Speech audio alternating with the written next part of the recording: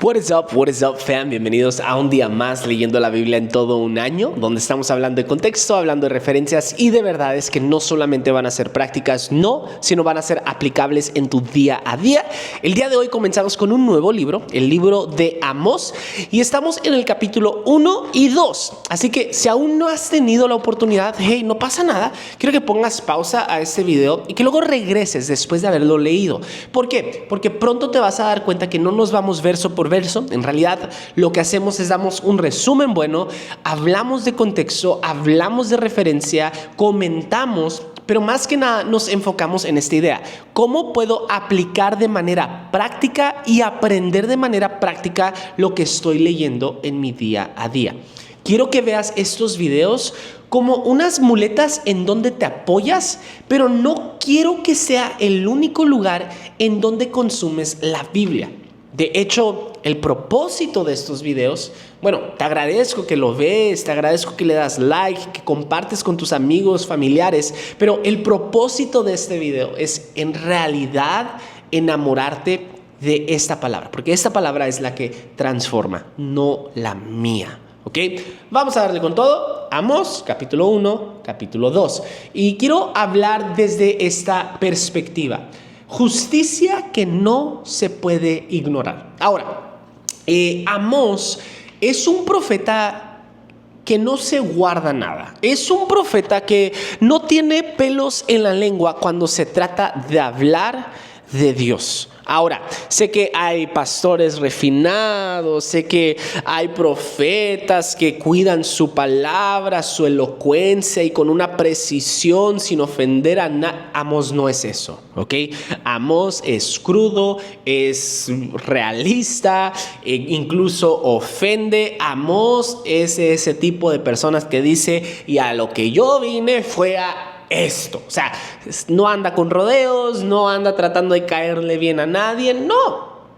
Es a lo que yo vine, pero usa una de las técnicas más hermosas para cautivar su audiencia. Y ahorita también vamos a estudiar eso. Ok, en Amós capítulo 1 y 2 vemos cómo Dios no solamente va a confrontar la idolatría, sino también la injusticia. Y lo más impactante es que el juicio de Dios no va a comenzar con los enemigos, no, va a comenzar con su propio pueblo. Ahora, este mensaje pone el dedo en la llaga del moralismo selectivo y de la indiferencia social selectiva, revelando el corazón de un Dios que ama la justicia tanto como ama la pureza. Y tal vez este es uno de los conceptos más difíciles de entender como seguidores de Cristo, porque se nos complica entender el cómo Dios es misericordioso y por su misericordia es justo, y cómo Dios es justo pero dentro de su justicia es misericordioso. Es un conflicto que en realidad que a mí se me es difícil de comprender en su totalidad, porque vas a darte cuenta que extiende tanta misericordia, pero a Dios no se le escapa nada, y es este shock para nosotros, pero vamos a tratar de desmenuzarlo poquito a poquito, ¿okay? Quiero darte un resumen breve para entrar al contexto de este libro y a los detalles que nos pueden enseñar y podemos aprender un poquito más con el contexto cultural de este libro, ¿okay? Ahora, Amós es un profeta laico de Judá que fue llamado a confrontar el reino del norte. Recuerda, en este tiempo hay dos lados, hay dos bandos, hay dos barrios, por decirlo de cierta manera. Está Israel del norte y está Israel del sur. El norte viene siendo Israel y tribus, y el sur solamente viene siendo Judá y Jerusalén, pero hay una división enorme. No es de que sean dos naciones distintas, es una nación con una mentalidad dividida, con dos reyes, en realidad. Qué loco, un monstruo de dos cabezas, por decirlo de cierta manera. Ok, entendemos eso. Ahora, Amós va a comenzar con una técnica muy brillante, si me preguntas. Va a comenzar denunciando los pecados de 7 naciones extranjeras para luego girar con precisión láser contra Israel. Es como esta conversación que inicia hablando de tus enemigos, esta conversación que inicia hablando chismecito de quienes te caen gordos, para solo decirte, oye, pues en realidad para lo que yo vine fue a hablarte de estás mal, ¿no? Y es como, pues ya ni para dónde hacerme, pues porque ya hablé, ya abrí la boca, ya estoy aquí, ya estoy metido, ya me agarraron con el pan en la mano. Es esa técnica que va a usar, y para mí se me es brillante. Amós en realidad fue llamado a confrontar y va a acusar a la élite de Israel de injusticia, explotación, religiosidad e hipocresía. Estas 4 cosas en realidad las vamos a ver a través de todo el libro de Israel. Va a confrontar la injusticia, explotación, religiosidad e hipocresía. Dios, de hecho, va a anunciar juicio por su corrupción moral y social. Recuerda, la justicia de Dios es integral y no parcial. Es decir, la justicia de Dios aplica para todos, incluso los que están en el poder. De hecho, el mensaje de Amós, el libro de Amós, es un mensaje atemporal. ¿Qué es el siguiente? El poder nunca justifica la corrupción. No porque estés en lo más alto de la cadena alimenticia, no porque estés en lo más alto en tu posición, significa que la corrupción se puede sobrever. ¿Ok? Quiero entrar a contexto. La ubicación de Amós o a quien está profetizando, de hecho, es estratégica.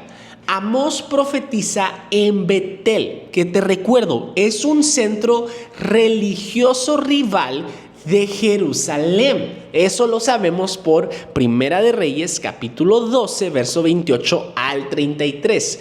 Lo que va a subrayar y lo que nos va a dar a entender a nosotros sobre el conflicto de lealtades espirituales, tanto políticas. Entonces, quiero que veas la estrategia de este profeta tan brillante. Ahora, la audiencia, es decir, ¿para quién fue este mensaje? Contextualmente hablando, es para los gobernantes, la élite durante el reinado próspero de Jeroboam II. Cuando Israel gozaba de estabilidad extrema, de estabilidad externa, estaba ganando por fuera, pero en realidad estaba perdiendo por dentro, se estaba pudriendo por fuera. ¿Has estado en esa situación y tal vez dices, oye Josh, creo que me estás confundiendo un poquito? No, es posible ganar en lo físico, pero perder en lo espiritual. Ok. En esa situación está Israel, y para esa situación está el libro de Amós. La estructura literaria de Amós es brillante. De hecho, en el primer capítulo y en el segundo capítulo va a denunciar naciones vecinas. Ahora, va a denunciar a naciones como Damasco, Gaza, Tiro, Edom, Amón, Moab, Judá. Es decir, los enemigos, los vecinos. ¿A poco no es fácil hablar del vecino, hablar del prójimo, pero es difícil hablar de uno mismo? Es fácil apuntar y ver el problema de otros, pero es difícil ver el problema de uno. Entonces, Amós entiende eso y va a decir, ok, ¿cómo puedo comenzar la conversación? Vamos a hablar, pues, de los problemas de los demás. Vamos a denunciar a los demás para poder llegar al problema verdadero. Entonces, va a prácticamente a denunciar naciones vecinas, a hablar del pecado de naciones vecinas, hasta llegar a Israel. O sea, los acorrala de tal punto donde ya hablaron de todos, que lo único que falta hablar es del problema del elefante en el cuarto. ¿Has escuchado esa frase? Es lo que en realidad está haciendo Amós. Está abordando el problema de una manera muy sutil. Esto me recuerda a la historia del rey David, cuando viene el profeta y le dice: oye, déjate cuento una historia. En el camino al palacio recuerdo que vi a un hombre que cuidaba a su ovejita, y había otro hombre rico que tenía miles de ovejitas, pero el hombre rico decidió hacer una fiesta, pero no quería gastar su ovejita, así que tomó la ovejita del pobre, pero el pobre la cuidaba tanto y se la quitó de manera injusta, y le comienza a contar esto. David se enfurece y dice: ¿cómo crees? Tráiganme a ese hombre. Y entonces el profeta le dice: ese hombre eres tú. Y hay confrontación natural que David se sienta y dice: man, ok, esto es lo que está sucediendo, o de una manera, ¿no? Que se me hace muy, muy peculiar y se me hace muy interesante, y quería aprovechar en prácticamente enseñarte esto, ¿no? Vamos a ver que el contexto histórico es prácticamente Israel vivía en una era de prosperidad territorial. Estaban recuperando el territorio que naciones le habían quitado. Entonces era una muy buena temporada para Israel, porque recuerda, cuando conquistas un territorio o cuando reconquistas un territorio, te quedas con todos los bienes, te quedas con las propiedades, lo construido, el oro, la plata, etcétera, etcétera, etcétera. Entonces es una temporada próspera para el pueblo de Israel en el lado físico, pero en el lado interno, en el lado espiritual, habían olvidado el pacto y habían pervertido la justicia. Y en realidad quiero que veas no solo parte del libro de Amós, sino parte de otros profetas que vamos a estudiar, pero la tensión es un eco profético. La tensión que se está viviendo en este momento entre Betel y Jerusalén anticipa debates que vamos a ver, como en el libro de Juan, en el capítulo 4, con la samaritana, mostrando que el problema de dónde adorar no es nuevo. Dios siempre ha buscado corazones justos, no solo templos correctos, ¿ok? Entonces, vamos a ver no solo eso, sino vamos a ver algo muy interesante que a mí se me hace interesante. Vamos a ver una frase repetida bastantes ocasiones: por 3 pecados de Damasco, y por el cuarto no anularé su castigo. Por 3 pecados de Tiro, y por el cuarto no anularé su castigo. Por 3 pecados de Edom, y por el cuarto no anularé su castigo.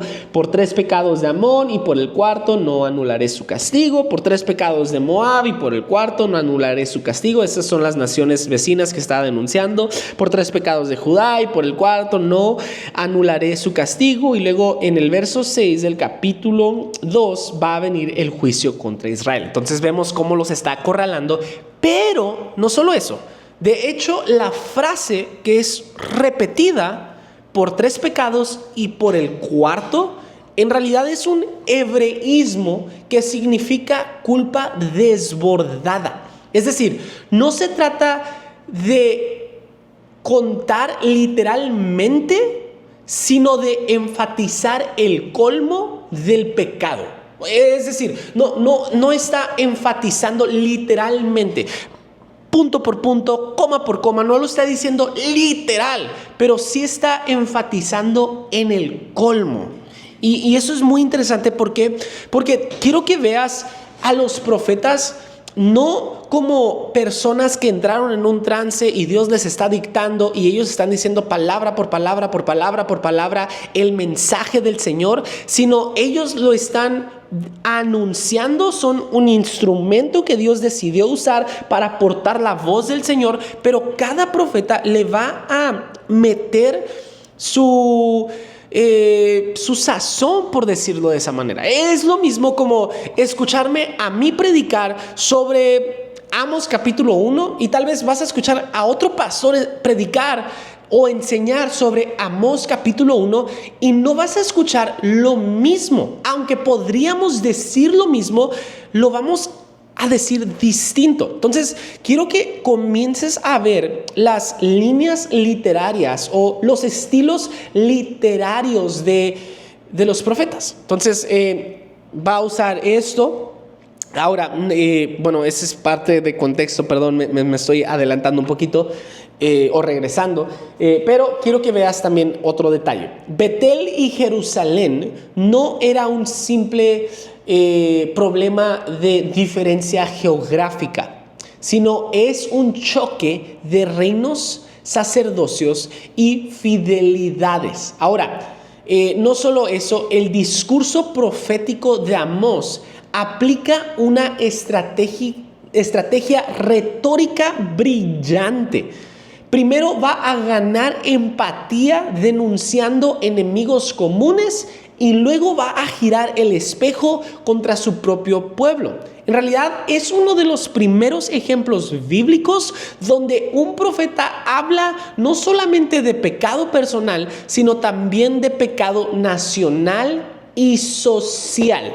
Entonces, para aquellos que dicen que la Biblia no tiene nada que ver con el gobierno, y aquí es una de las maneras que vemos, la Biblia tiene mucho que ver con el gobierno y Dios también trae justicia, porque recuerda, Dios es un Dios justo, integral, no es un Dios justo de manera parcial.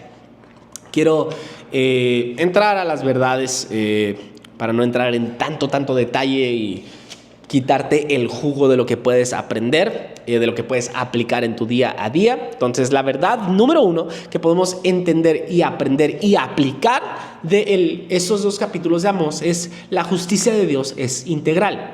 Abarca tanto la moralidad personal como la equidad social. No se pueden separar. No se pueden separar. La justicia de Dios es integral. Número 2, la prosperidad y el privilegio pueden adormecer la consecuencia espiritual. Debemos de permanecer atentos al corazón de Dios. Es decir, ¿has escuchado esta famosísima frase que tal vez muchos han dicho? Es fácil olvidarte de Dios cuando todo está bien y es fácil recordarte de Dios cuando todo está mal. ¿Por qué será? Porque no entendemos este concepto. La prosperidad y el privilegio pueden adormecer la consecuencia o la conciencia, espiritual. Es una verdad. ¿Por qué? Porque de pronto te empieza a ir bien y de pronto comienzas a idolatrar lo bueno que eres haciendo dinero, lo bueno que eres resolviendo problemas, y te das por olvidar que en realidad quien te dio ese don, quien te dio el privilegio, quien te dio esa oportunidad, quien abrió esa puerta, fue Dios y no fuiste tú. Recuerda, la prosperidad y el privilegio pueden adormecer la conciencia espiritual. Número 3, las voces proféticas verdaderas no siempre son cómodas, pero son necesarias para despertar a una generación. Número 4, el corazón de Dios late por los olvidados, los oprimidos y los vulnerables. Y mañana vamos a abarcar esa promesa. Ahora, Amós no fue cancelado porque estaba equivocado. Lo silenciaron porque tenía razón. Su mensaje corta el confort religioso y nos llama en realidad a subir a un terreno más alto, a una vida más óptima, uno donde la justicia, la misericordia caminan de la mano. Este libro, en realidad, lo que vamos a estudiar los restos del día, este libro nos recuerda que la fidelidad bíblica requiere valentía, claridad y compasión. Ahora, no evites a los profetas duros. Podrían ser la clave del próximo avivamiento. Porque muchas de las veces queremos elegir a qué profeta o qué versículo aprendemos, memorizamos y estudiamos, que nos olvidamos de los que nos confrontan, de los que nos traen convicción y nos comienzan a cambiar. Recuerda esta palabra de Apocalipsis. Y quiero que esta sea una oración para ti y para mí. Dios, permite que tu palabra sea dulce en mi boca, es decir, atractible pero que sea amarga en mi corazón. Es decir, que confronte, que traiga convicción, que tenga ganas de leer este libro, pero que también me confronte. Que no solamente lea lo que me abraza y lo que me anima, sino que también tenga una hambre espiritual para leer lo que trae confrontación a mi vida, lo que trae convicción a mi vida, porque sé que tú eres un Dios que me está llamando a la plenitud, es decir, que me está llamando a una manera óptima de vivir, para cambiar ciertas prácticas, para dejar atrás ciertas prácticas, para dejar atrás ciertas mentalidades y comenzar a vivir en justicia y misericordia. Nos vemos el día de mañana con Amós capítulo 3 al capítulo 6. Dios te bendiga. Nos vemos mañana.